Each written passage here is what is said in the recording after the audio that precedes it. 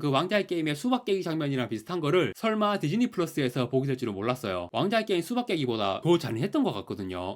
안녕하세요. 다양한 대중문화 콘텐츠를 리뷰하는 남자 머빈입니다. 이번 영상에서 리뷰할 작품은 마블 시네마틱 유니버스의 신작 드라마 데어데블 본 어게인입니다. 디즈니 플러스를 통해서 2025년 3월 5일부터 4월 16일까지 총 9부작으로 공개가 되었습니다. 올해 MCU에서 총 6작품이 공개가 되는데요. 극장 영화 3편, 디즈니 플러스 드라마 3편 이렇게 공개가 됩니다. 영화는 캡틴 아메리카 브레이브 뉴 월드가 2월에 개봉했고, 그리고 곧 썬더볼츠가 개봉할 예정이고요. 7월에 판타스틱 4 새로운 출발이 개봉합니다. 드라마는 이번에 데어데블 본 어게인 나왔고, 6월 말에 아이언하트가 나오고요. 연말에 원더맨이라는 드라마가 또 나올 예정입니다. 내년에 어벤져스 신작이 나오기 때문에 그 밑작업을 해야 하는 올해의 MCU 작품들이 매우 중요하다고 할 수 있습니다. 그런데 어벤져스 신작 빌런이 닥터 둠이라서 7월에 나올 판타스틱 4가 가장 중요하다고 할 수 있고요. 상대적으로 데어데블 드라마는 어벤져스와는 연관성이 좀 떨어지는 작품이라고 볼 수도 있습니다. 뭐 다 아시겠지만 데어데블 드라마가 이번에 처음 나온 게 아니죠. 디즈니 플러스가 나오기 전에 넷플릭스를 통해서 데어데블 드라마가 공개가 되었습니다. 2015년에 첫 시즌이 나왔으니까 10년이 된 장수 시리즈라고 할 수 있습니다. 넷플릭스에서 시즌 3까지 나왔고요. 이번에 디즈니 플러스에서는 데어데블 본 어게인 시즌 1로 새로운 타이틀이 붙었지만, 넷플릭스에서 나온 데어데블 드라마에서 계속 이어지는 내용입니다. 사실상 시즌 4라고 볼 수 있고요. 그런데 본 어게인이라는 타이틀로 시즌 1이 나오고 시즌 2가 현재 제작 중인데, 본 어게인 시즌 1과 시즌 2가 하나의 거대한 에피소드로 묶이는 느낌이에요. 어벤져스 3편 4편이 타노스와의 전투라는 하나의 거대 에피소드를 1부, 2부로 나눈 느낌이었던 것처럼, 본 어게인도 뉴욕 시장이 되어 막강한 권력을 휘두르며 뉴욕에서 자경단의 씨를 말리려고 하는 거대한 악 킹핀에 맞서서 데어데블을 중심으로 뉴욕의 자경단들과 선량한 시민들이 힘을 합쳐 맞서게 된다는 그런 스토리를 1부와 2부로 나눠서 두 개 시즌으로 보여주는 그런 드라마라고 할 수 있습니다. 즉, 이번 본 어게인 시즌 1은 어벤져스 3편하고 비슷해요. 타노스가 승리를 하면서 끝났잖아요. 킹핀을 타노스의 스트리트 버전이라고 하더라고요. 본 어게인 시즌 1도 어벤져스 3편 비슷하게 자경단들을 상대로 킹핀이 일종의 승리를 거두면서 시즌 2를 기약하며 막을 내렸습니다. 당연히 이런 내용으로 끝나게 되면 이번 시즌의 전체적인 만족도는 좀 떨어질 수 있죠. 특히 어벤져스와 비교하면 이 드라마는 19금이고 굉장히 어두운 분위기의 작품입니다. 그래서 이 드라마 내용을 좀 답답하고 고구마 같은 느낌으로 보게 됩니다. 그런데 원래 이게 이 데어데블이라는 드라마의 개성이자 매력이에요. 마블에 얼마나 다양한 히어로가 있고 다양한 콘텐츠가 있는데 전부 밝은 분위기에 시원시원한 사이다 내용만 보여주면 다양한 히어로가 있는 게 의미가 없잖아. 데어데블이야말로 마블 콘텐츠의 다양성을 보여주는 대표적인 작품이라고 할 수 있습니다. 그런데 사실 저는 데어데블 이전 시즌들 전부 다 본 건 아닙니다. 넷플릭스에서 시즌 3까지 나왔는데 저는 시즌 1만 봤습니다. 다른 리뷰 영상에서도 많이 했던 얘기지만 제가 사실 드라마는 잘 안 봐서 지금은 유튜브 리뷰 때문에 드라마도 깨보고 있지만 예전에는 드라마를 진짜 안 봤거든요. 그런데 디즈니 플러스 처음 나오고 MCU 드라마 나올 때는 열심히 챙겨보긴 했어요. 완다 비전, 호크아이, 팔콘과 윈터 솔저 이런 거 꼬박꼬박 챙겨보다가 어느 시점부터 MCU 드라마도 끊었습니다. 미즈 마블부터 안 보기 시작한 것 같아요. 뭐 PC 때문에 마블 콘텐츠의 전반적인 인기가 하락한 시점이기도 했지만 그보다는 역시 드라마를 보는 것 자체가 영화를 보는 거랑은 너무 다르고, 지금 OTT 시장에서 넷플릭스가 거의 절대 강자잖아요. 사실 넷플릭스가 선행주자로서 시장의 주도권을 장악하고 이후에 대형 미디어 기업들이 자사 OTT를 출시하기 시작했을 때 넷플릭스의 1인자 자리가 위협받을 거라는 전망이 있었지만 그렇게 되진 않았죠. 가장 중요한 콘텐츠의 양과 질이 넷플릭스가 전반적으로 우수하기도 하지만 결정적인 건 그거 같아요. 넷플릭스 콘텐츠는 드라마라도 한 번에 전체 에피소드가 다 공개되는 거, 이게 되게 큰 것 같습니다. 물론 넷플릭스에서도 한 번에 다 공개가 안 되는 콘텐츠도 있긴 하지만 대부분은 전체가 한 번에 공개되잖아요. 왜 다른 OTT에서 이 방식을 따라하지 않는지 모르겠어요. 가뜩이나 요즘은 숏폼 시대라서 사람들이 긴 호흡으로 콘텐츠를 즐기는 인내심이 사라져 버렸는데, 드라마 한 개 시즌을 한 달, 두 달씩 기간 동안 기다리면서 봐야 한다는 것 자체가 이미 시대적 상황에 전혀 맞지가 않는 것 같습니다. 사람들이 넷플릭스의 방식에 길들여져 버렸단 말이에요. 다른 OTT도 그렇지만 특히 디즈니 플러스가 넷플릭스와 제대로 경쟁을 하려면 드라마도 한 번에 전체 에피소드를 공개하는 전략이 필요해 보입니다. 아무튼 디즈니 플러스에서 공개된 MCU 드라마들 초반에는 그래도 열심히 봤고, 특히 호크아이에서 킹핀이 등장한 게 되게 반가웠죠. 그래서 이번 본 어게인 드라마에서 살짝 서운했던 점, 케이트 비숍이 나왔어야지. 나오라는 케이트 비숍은 안 나오고 호크아이에 나왔었던 그 칼더쿠 아저씨 소드맨, 이 아저씨가 나왔고, 그리고 미즈 마블 카말라 칸, 그것도 카말라 칸 본인이 아니고 카말라 칸의 아버지가 등장했어요. 5화에서 은행 강도 에피소드가 나오는데 카말라 칸의 아버지가 그 은행에서 일하는 직원이었죠. 저는 지금 마블이 케이트 비숍을 왜 이렇게 부대접하는지 모르겠어요. 내년에 어벤져스에도 안 나올 것 같은데 지금 아직 출연이 다 발표된 건 아니지만 케이트 비숍이 엔드게임 이후 페이지에서 새로 등장한 캐릭터 중에서 제일 반응 좋은 캐릭터잖아요. 이러니까 디즈니가 팬들하고 기싸움하는 것 같아. 실제로 스타워즈도 그렇고 인어공주나 백설공주 같은 애니메이션 실사 작품들도 그렇고 진짜 디즈니가 기싸움하는 것 같은 상황이 이어지고 있잖아요. 너네가 좋아하는 건 절대 안 해줄 거야. 케이트 비숍 반응 좋다고? 그럼 얘는 더 이상 등장시키지 마. 그 대신 아이언하트, 미즈마블이다 밀어줘. 이런 상황이잖아요. 아이언하트와 미즈마블은 이미 MCU 영화에 등장을 했습니다. 그리고 드라마 단독 시리즈도 만들어줬고, 그런데 케이트 비숍은 영화에도 나온 적이 없고 유일한 출연작인 호크아이 드라마도 케이트 비숍 단독 드라마 시리즈는 아니잖아요. 진짜 반응 좋으니까 일부러 묻어버리는 것 같아. 자, 아무튼 보너게임 드라마에 대해서 이제 제대로 얘기를 해보겠습니다. 뭐 이미 말했지만 킹핀이 뉴욕 시장이 되는 이야기예요. 요약하면 그게 전부입니다. 킹핀이 진짜 나쁜 놈인데 어떻게 이런 인간이 시장이 되지? 그것도 뉴욕 시장이면 시장 중에서는 전 세계의 원톱 아닙니까? 그런데 이런 스토리는 사실 미국 코믹스에서는 되게 흔해요. DC에서는 렉스 루터가 미국 대통령 하고 있는 그런 에피소드도 있습니다. 그리고 뭐 현실에서도 지금 미국 대통령 트럼프가 뭐 물론 킹핀이나 렉스 루터 정도의 악당은 아니지만 아마도 아니겠지만 그래도 뭐 좀